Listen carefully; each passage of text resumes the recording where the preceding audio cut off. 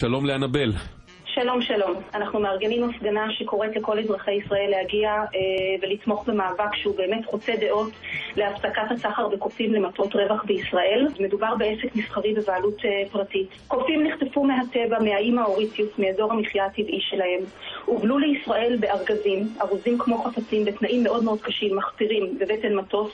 בישראל מקועקע מספר על גופם, ופשוט מתחיל תהליך הרבעה וכפייה באותה חווה מדוברת, באותו עסק, כדי להרביע את הקופות במטרה לייצר כמה שיותר גורים, כדי למכור בסופו של דבר את הגורים האלה לניסויים שונים בארץ ובעולם. אנחנו נגד הסחר עבור מטרות רווח. אני מצפה שהשר להגנת הסביבה יהיה שר אמיץ, שהסיפור הזה יקבל מענה רציני, מענה של מבחינת חוק. פשוט להוציא את נושא הסחר בקופים אל מחוץ לחוק. כך גם כתוצאה מזה תיסגר אותה חווה.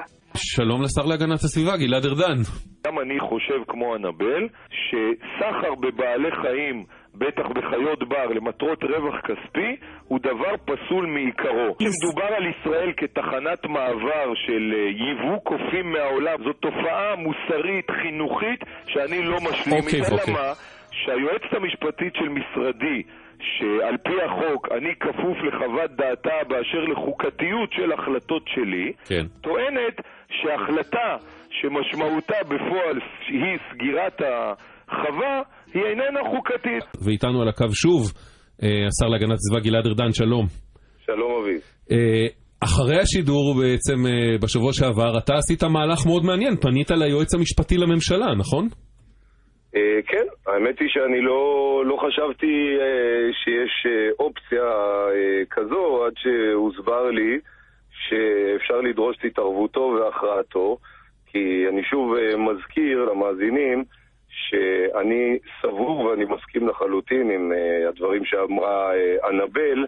לפני כמעט 5 חודשים יצא לדרך מאבק שהיה מאוד סוער בחודשים האחרונים סביב ייצוא הקופים מחוות מזור לטובת ניסויים רפואיים בארצות הברית, ובשיחה איתנו כאן בתחילת מרץ השנה אמרת שאתה בעצם רוצה לשנות את כל המדיניות וההתייחסות והאפשרות לסחור בקופים מישראל ולפנות בעניין הזה ליועץ המשפטי יהודה ויינשטיין. פנית ליועץ המשפטי לממשלה יהודה ויינשטיין ואנחנו מבינים שיש תשובה מהיועץ.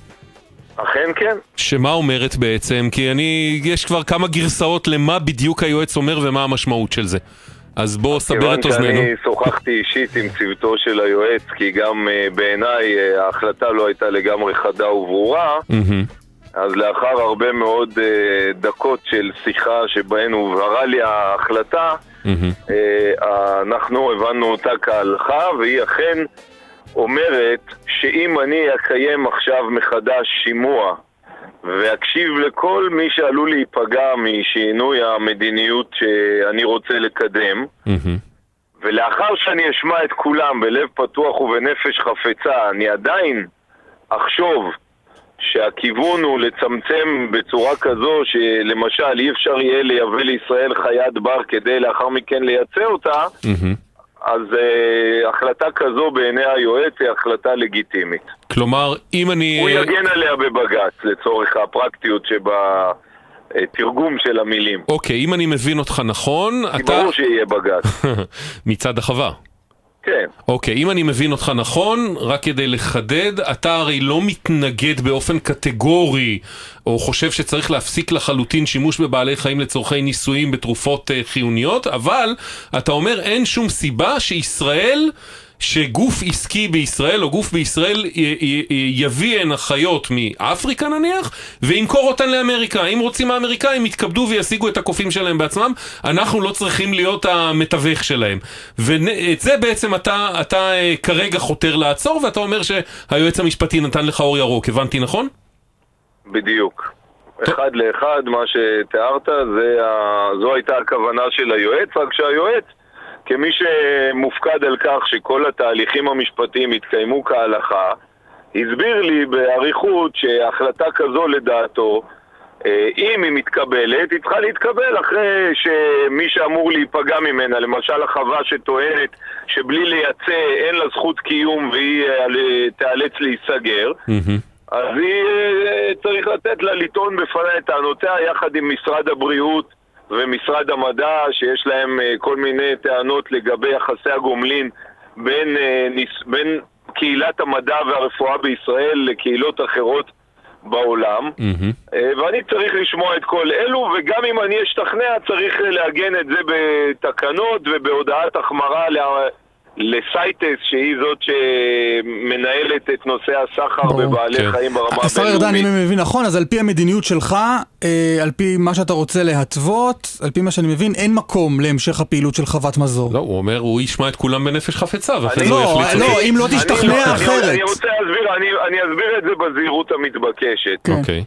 אני לא קובע עבור בעלים של חוות כמה הם רוצים להרוויח בשנה. יכול לבוא בעל חווה ולהגיד, אם אתה סוגר לי את הייצור, אז לא כדאי לי להחזיק את זה בשביל כל הכאב ראש, להרוויח, אני יודע, 5,000 שקל בחודש.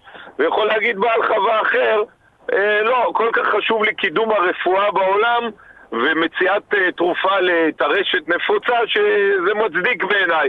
זה לא התפקיד שלי. אני לא אמור להיכנס לתחשיבי הרווח. אני אמור להגן על חיות בר ולצמצם את הסבל והפגיעה שלהן, ואלו השיקולים שמנחים אותי. אבל אני כמובן גם שר בממשלה, ואני לא יכול לנתק את עצמי מצרכים של משרדים אחרים או תחומים אחרים. בעבר לא השתכנעתי שבאמת יש איום על התחומים הללו. בישראל, אני שוב מדגיש, כי אני לא אחראי על ניסויים בעולם ועל הרפואה העולמית בינתיים.